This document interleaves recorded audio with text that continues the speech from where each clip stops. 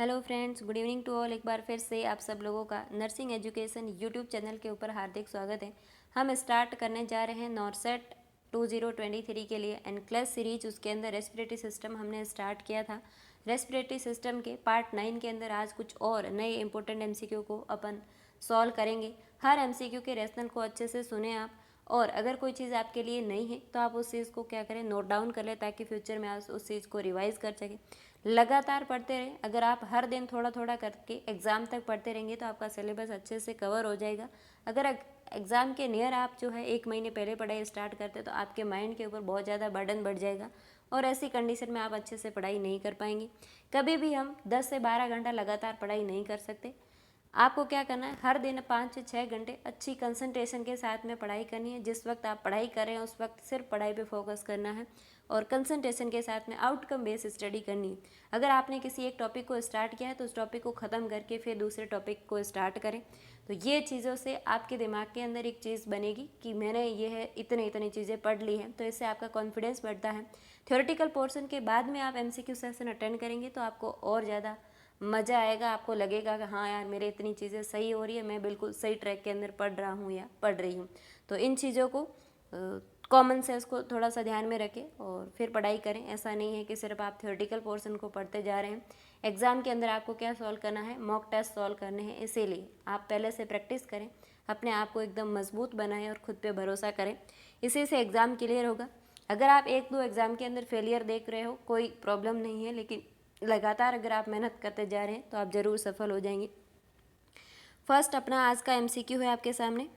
What is कोएनल अट्रेसिया। कोएनल अट्रेसिया की meaning क्या होती है, बहुत सिंपल वर्ड है, इसकी मीनिंग बतानी है आपको। ऑप्शन ए कह रहा है congenital obstruction of oropharynx. Option B कह रहा है congenital obstruction of middle ear. Option C कह रहा है congenital obstruction of urethra. Option D कह रहा है कंजेनाइटल ऑब्स्ट्रक्शन ऑफ नेजोफेरिंग्स। तो कोएनल अट्रेसिया क्या होता है, आप सबको पता है। कोएनल अट्रेसिया का मीनिंग होता है कंजेनाइटल ऑब्स्ट्रक्शन ऑफ नेजोफेरिंग्स जो अपना होता है, इसकी आगे की ओपनिंग नहीं होती है। अट्रेसिया का मीनिंग क्या होता है, कोई भी अपने बॉडी का पार्ट जो ट्यूब लाइक स्ट्रक्चर है उसकी कंटिन्यूटी का ब्रेक हो जाना, उसको अपन क्या बोलते हैं, अट्रेसिया। और एक वर्ड होता है फिस्टूला। तो फिस्टूला का मतलब होता है कि अपनी कोई ट्यूब लाइक स्ट्रक्चर आपस में कनेक्ट हो गई है, उनके बीच में अबनॉर्मल कनेक्शन बन गया है, तो उस कंडीशन को अपन बोलते हैं फिस्टूला। जैसे आप पीडियाट्रिक के अंदर पढ़ते हैं ट्रेकियो इसोफेजियल फिस्टूला, एक कंडीशन रहती है, कंजेनाइटल डिसऑर्डर रहता है बच्चों के अंदर। तो वो क्या होता है, ट्रेकिया और इसोफेगस दो ट्यूब लाइक स्ट्रक्चर है, इन दोनों के बीच में अगर अबनॉर्मल कनेक्शन बन गया तो उस चीज़ को अपन ने क्या बोल दिया, फिस्टूला बोल दिया। इसके अलावा आप फिस्टूला कहाँ पढ़ते हो, जब आप जीआई सिस्टम के डिसऑर्डर पढ़ते हो, तब आप रेक्टल डिसऑर्डर जब पढ़ते हो, हेमेरोइड्स फिस्टूला, तो वहाँ पे भी क्या होता है, अबनॉर्मल कनेक्शन बन जाते हैं दो अलग अलग स्ट्रक्चर के बीच में, तो उस कंडीशन को अपन बोलते हैं फिस्टूला। और किसी ट्यूब लाइक स्ट्रक्चर की कंटिन्यूटी ब्रेक होती है तो उसको अपन बोलते हैं अट्रेसिया। तो सिंपल सा मीनिंग है, कोएनल अट्रेसिया का मतलब होता है नेजोफेरिंग्स की आगे कंटिन्यूटी नहीं होती है, ऐसी कंडीशन को अपन बोलते हैं कोएनल अट्रेसिया। नेक्स्ट एमसीक्यू अपना, a disease condition characterised by excessive mucus collection with collapse of alveoli is. ऐसी कंडीशन जिसके अंदर क्या है, एक्सेसिव म्यूकस कलेक्शन हो रहा है और एल्यूलाई क्या हो गई है, कोलैप्स हो गई है, इस कंडीशन को आप क्या कहेंगे।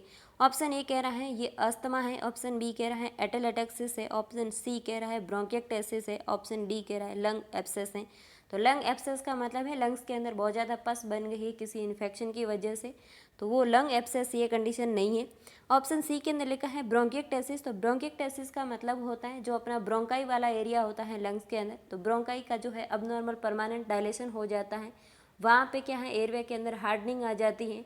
वहाँ पे जो नॉर्मली अपनी एयरवे के अंदर जो म्यूकस सिक्रेशन होता है वो बंद हो जाता है, एयरवे बिल्कुल हार्ड हो जाता है, ब्रोंकाई का परमानेंट डायलेशन हो जाता है, उस कंडीशन को अपन क्या बोलते हैं, ब्रोंकिएक्टेसिस। ऑप्शन बी के अंदर लिखा है एटेलेटेक्सिस। बिल्कुल इस जो अपना एमसीक्यू है इसका आंसर क्या है, एटेलेटेक्सिस। जब एल्यूलाई कोलैप्स हो जाती है तो उसको अपन क्या बोलते हैं, एटेलेटेक्सिस। और ये कंडीशन बहुत ज़्यादा भयंकर है, मरीज़ की डेथ हो जाती है। जब एल्यूलाई कोलैप्स हो जाती है तो गैसों का एक्सचेंज बिल्कुल भी नहीं होता है, और जब लंग्स कोलैप्स हो जाते हैं तो ऐसे मरीज़ को बचाना बहुत मुश्किल हो जाता है। और इस कंडीशन का जो ट्रीटमेंट है वो क्या रहेगा, लंग ट्रांसप्लांटेशन रहता है, और इमरजेंसी में कभी भी लंग ट्रांसप्लांट नहीं हो पाते हाथों हाथ।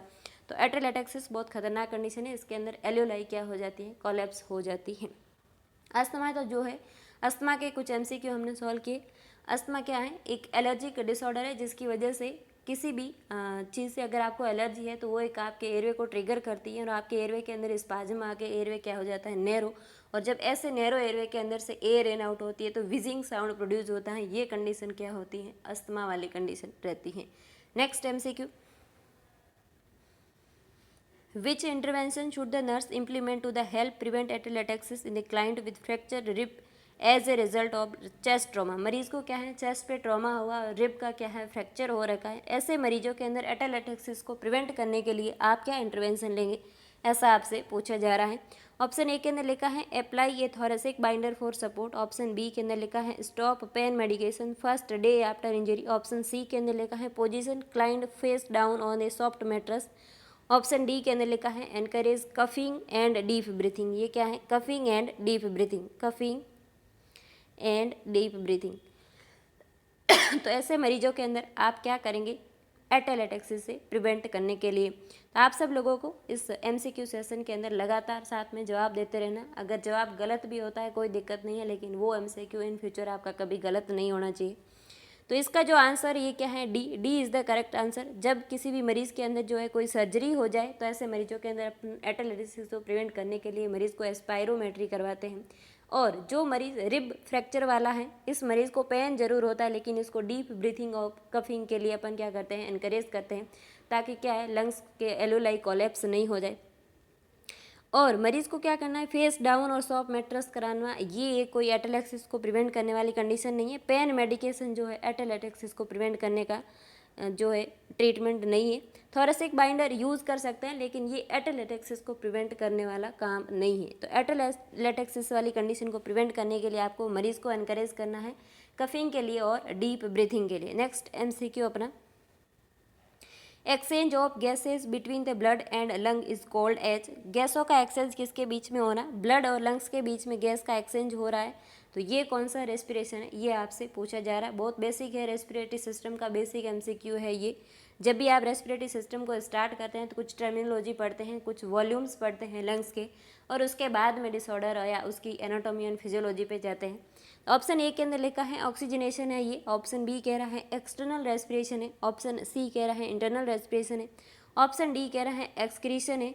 कुछ लोग इसके अंदर कंफ्यूज हो गए, इसका जवाब इंटरनल रेस्पिरेशन दे रहे हैं, तो ये इंटरनल रेस्पिरेशन इसका आंसर नहीं है। इसका आंसर क्या है, एक्सटर्नल रेस्पिरेशन है। क्या है, एक्सटर्नल रेस्पिरेशन।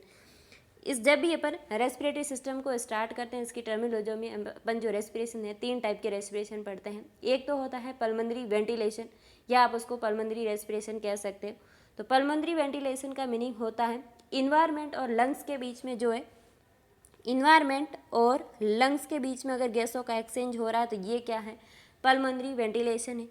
अगर जो है ब्लड और लंग्स के बीच में हो रहा है तो ये क्या है, एक्सटर्नल रेस्पिरेशन है। और इंटरनल रेस्पिरेशन में क्या होता है, ब्लड वेसल्स और सेल और टिश्यू के बीच में, अपनी जो ब्लड वेसल्स है और उसके बीच में प्लस किसके बीच में होता है, अपने जो सेल और टिश्यू है उसके साथ में और ब्लड वेसल्स के बीच में अगर गैसों का एक्सचेंज हो रहा है तो इसको अपन इंटरनल रेस्पिरेशन बोलते हैं, या इसी को अपन सेलुलर रेस्पिरेशन के नाम से जाने जाते हैं।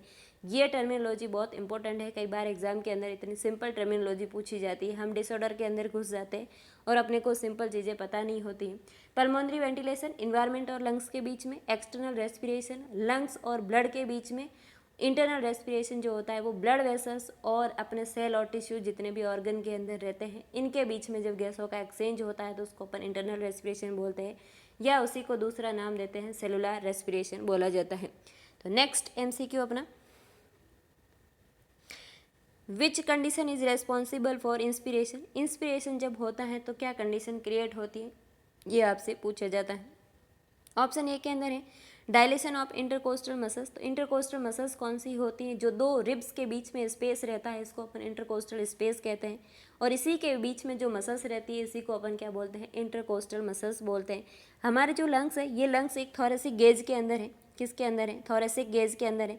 एक तो अपनी ये स्टर्नम बोन है, इसके अलावा 12 पेयर्स क्या है, रिब्स है, 12 पेयर्स रिब्स है, और एक स्टर्नम है। टोटल 25 बोन से बना हुआ रिब गेज, इसके अंदर क्या रहते हैं, लंग्स सेव रहते हैं। और जब इंस्पिरेशन और एक्सपिरेशन होता है तो कुछ चेंजेस रिब गेज के अंदर देखे जाते हैं, और यही MCQ अंदर पूछा गया है। जब आप इंस्पायर्ड कर रहे हो एयर को तब रिब गेज के अंदर क्या चेंजेस देखा जाएगा। ऑप्शन ए के अंदर लिखा है dilation of intercostal muscles, option B के अंदर लिखा है contraction of intercostal muscles, option C के अंदर लिखा है contraction of diaphragm, option D के अंदर लिखा है both contraction of intercostal muscles and contraction of diaphragm. तो जब आप इंस्पिरेशन करते हैं तो आप खुद इंस्पायर्ड करके देखें, जब आप इंस्पिरेशन करते हो तो थोरेसिक गेज का आउटवर्ड आना और डायफ्राम क्या है कॉन्ट्रैक्ट होकर फ्लैट हो जाता है। ऐसी कंडीशन के अंदर क्या है डायफ्राम का भी कॉन्ट्रैक्शन होता है और इंटरकोस्टल मसल्स का भी कॉन्ट्रैक्शन होता है, तभी अपना रिब गेज आउटवर्ड आता है जब इंस्पायर्ड करते हो। तो इसका आंसर क्या है डी। जब आप इंस्पायर्ड करते हो तो डायफ्राम भी कॉन्ट्रैक्ट होकर फ्लैट होता है और इंटरकोस्टल मसल्स के अंदर भी क्या होता है कॉन्ट्रैक्शन होता है। जब आप एक्सपीरेशन करते हो, जब आप एयर बाहर एक्सेल आउट करते हो तो ऐसी कंडीशन में अपना जो थोरेसिक गेज है ये इन्वर्ट जाता है, डायफ्राम रिलैक्स होकर डोम शेप का हो जाता है, डायफ्राम रिलैक्स हो जाता है, रिब गेज की मसल्स भी रिलैक्स हो जाती हैं और रिब गेज क्या है इन्वर्ट जाता है। तो वो प्रोसेस कौन सी होती है एक्सेलेशन वाली होती है, एक्सपीरेशन वाली होती है। तो इसका आंसर क्या रहेगा D, D is the correct answer. Next MCQ, following remaining in the lungs and airway following a maximum expiratory effort is known as. जब आपने क्या किया वॉल्यूम आपकी लंग्स के अंदर रिमेन रह रही है, जब आप क्या कर रहे हो मैक्सिमम एक्सपीरेटरी जो है एफर्ट लगाने के बाद में जो एयर रिजर्व रह रही है पीछे, उसको आप क्या नाम देंगे, कौन सा वॉल्यूम होता है जब आप क्या कर रहे हो जो मैक्सिमम एफर्ट के साथ में आपने एक्सपीरेशन कर दिया उसके बाद में भी पीछे एयर रह रही है, उस वॉल्यूम को आप क्या बोलते हो। ऑप्शन ए के अंदर लिखा है वाइटल कैपेसिटी होती है ये, ऑप्शन बी के अंदर लिखा है ये रेजिडुअल वॉल्यूम होता है, ऑप्शन सी कह रहा है ये टाइडल वॉल्यूम होता है, या ऑप्शन डी के अंदर लिखा है टोटल लंग कैपेसिटी कहा जाता है इसको। तो जब आप एक्सपीरेशन करते हो, इंस्पिरेशन और एक्सपीरेशन करते हो, जब आपने एयर को एक्सपायर किया उसके बाद में आपके एयरवे के अंदर जो वॉल्यूम रिजर्व रहता है उसको अपन क्या बोलते हैं रेजिडुअल वॉल्यूम के नाम से जाना जाता है। क्या बोला जाता है रेजिडुअल वॉल्यूम। और ये होता कितना है 1200 ml। कितना होता है 1200 ml एयर, चाहे आप इंस्पायर्ड एक्सपायर्ड कुछ भी करें फिर भी ये अपने अंदर रेजिडुअल रहती है, रिजर्व रहती है, उसको अपन क्या बोलते हैं रेजिडुअल वॉल्यूम कहते हैं। वाइटल कैपेसिटी किसको कहेंगे अपन, वाइटल कैपेसिटी के अंदर क्या होता है एक्सपीरेटरी रिजर्व वॉल्यूम आता है, इंस्पिरेटरी रिजर्व वॉल्यूम आता है, प्लस टोटल टाइडल वॉल्यूम आता है। लेकिन कभी भी वाइटल कैपेसिटी के अंदर ये रिजर्व वॉल्यूम काउंट नहीं होता है। ये एग्जाम के अंदर बहुत बार पूछा हुआ है कि वाइटल कैपेसिटी का फॉर्मूला क्या है, तो आपको बताना है इसके अंदर एक्सपीरेटरी रिजर्व वॉल्यूम आता है, प्लस इसके अंदर इंस्पिरेटरी रिजर्व वॉल्यूम आता है, प्लस इसके अंदर क्या आता है टाइडल वॉल्यूम आता है। लेकिन इसके अंदर क्या काउंट नहीं होता है रेजिडुअल वॉल्यूम, कभी भी वाइटल कैपेसिटी के अंदर काउंट नहीं होता है। और ये वाइटल कैपेसिटी कितनी होती है 4800 ml के आसपास होती है। और अगर आपको टोटल लंग कैपेसिटी के अंदर पूछे तो टोटल लंग कैपेसिटी के अंदर क्या आता है expiratory reserve volume plus inspiratory reserve volume plus tidal volume plus क्या आता है रेजिडुअल वॉल्यूम आता है। और ये टोटल कितनी होती है 6000 ml के आसपास होती हैं। कितनी होती है वाइट टोटल लंग कैपेसिटी कितनी है 6000 ml के आसपास होती है। वाइटल कैपेसिटी के अंदर क्या है रेजिडुअल वॉल्यूम को आप माइनस कर दो तो पीछे क्या रह जाता है vital capacity. Residual volume 1200 ml होता है। इसके अलावा एक्सपीरेटरी रिजर्व वॉल्यूम और इंस्पिरेटरी रिजर्व वॉल्यूम। तो एक्सपीरेटरी रिजर्व वॉल्यूम का क्या मतलब है आपने मैक्सिमम एफर्ट के साथ में जितनी एयर को आप एक्सेल आउट कर सकते थे वो कर ली, उसके बाद में जो वॉल्यूम रहता है उसको अपन बोलते हैं एक्सपीरेटरी। इंस्पिरेटरी के अंदर है कि आप कितना वॉल्यूम लंग्स के अंदर भर सकते हो उसको अपन बोलते हैं inspiratory reserve volume. Next MCQ अपना respiratory rate multiply with tidal volume gives. जब आप रेस्पिरेशन रेट को टाइडल वॉल्यूम से मल्टीप्लाई करते हो तो क्या निकल जाता है ये आपसे पूछा है। ऑप्शन ए कह रहा है expiratory reserve volume, option B कह रहा है maximum voluntary ventilation, option C के अंदर लिखा है टोटल लंग कैपेसिटी और ऑप्शन डी के अंदर लिखा है मिनट वॉल्यूम। तो आपने एक्सपीरेटरी रिजर्व वॉल्यूम पढ़ा तो एक्सपीरेटरी रिजर्व वॉल्यूम ऐसे नहीं निकलता है रेस्पिरेशन से मल्टीप्लाई करके। मैक्सिमम वॉलंटरी वेंटिलेशन टाइप का कोई टर्मिनोलॉजी नहीं है। और ऑप्शन सी के अंदर लिखा है टोटल लंग कैपेसिटी, तो ये टोटल लंग कैपेसिटी को निकालने का फॉर्मूला नहीं है। टोटल लंग कैपेसिटी के अंदर expiratory reserve volume, inspiratory reserve volume, residual volume plus क्या रहता है टाइडल वॉल्यूम, उसको अपन क्या बोलते हैं टोटल लंग कैपेसिटी। और 6000 ml के आसपास होती है। तो ये क्या है टोटल लंग कैपेसिटी नहीं है, ये क्या है मिनट वॉल्यूम। ये क्या है मिनट वॉल्यूम। और ये मिनट वॉल्यूम की जो ज़्यादा इंपॉर्टेंस है ये कहाँ पे रहती है, जब आप वेंटिलेटर को पढ़ोगे, जब आप वेंटिलेटर सेटिंग पे काम करते हो ICU के अंदर, तो वेंटिलेटर पे जब बहुत बार वेंटिलेटर के अंदर अलार्म आती है कि मिनट वॉल्यूम हाई आ रहा है, मिनट वॉल्यूम लो आ रहा है। तो ये मिनट वॉल्यूम होता क्या है रेस्पिरेशन रेट को जब आप टाइडल वॉल्यूम से मल्टीप्लाई करते हो तो क्या निकल जाता है मिनट वॉल्यूम निकलता है। कई बार मरीज़ जो होता है, मरीज़ कॉन्शियस हो जाता है, मरीज़ के अंदर खुद के अंदर स्ट्रेंथ आ जाती है और मरीज़ को अगर कंट्रोल मोड पे डाला हुआ है तो उसके अंदर हमने जो जितना मिनट वॉल्यूम और टाइडल वॉल्यूम सेट किया है उससे अगर ज़्यादा आ रहा है, अगर आपको वेंटिलेटर के अलार्म के अंदर लिखा हुआ आ रहा है कि मिनट वॉल्यूम हाई आ रहा है, इसका क्या मतलब है कि मरीज़ खुद भी रेस्पिरेशन ले रहा है और उसका जब मल्टीप्लाई टाइडल वॉल्यूम से होता है तो वो हाई आता है। मिनट वॉल्यूम लो आ रहा है, इसका मतलब जितनी अपने सेटिंग की है उससे भी मरीज़ कम ले रहा है, ऐसी कंडीशन में मिनट वॉल्यूम लो आता है।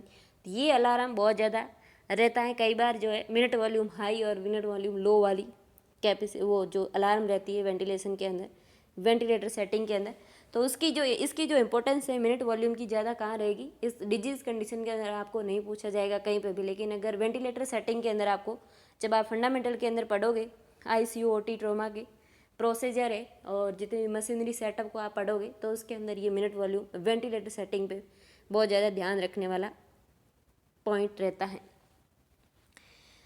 तो आज के लिए इतना ही, हम मिलेंगे नेक्स्ट वीडियो लेक्चर के अंदर। तब तक के लिए धन्यवाद। आप लोगों को क्या करना है, इस वीडियो से आप लोगों को कुछ नई चीज़ें सीखने को मिल रही है तो आप इस वीडियो लेक्चर को मैक्सिमम लोगों तक शेयर करेंगे ताकि दूसरे लोग भी अपने साथ जुड़ेंगे और नई चीज़ों को लगातार लर्न करें।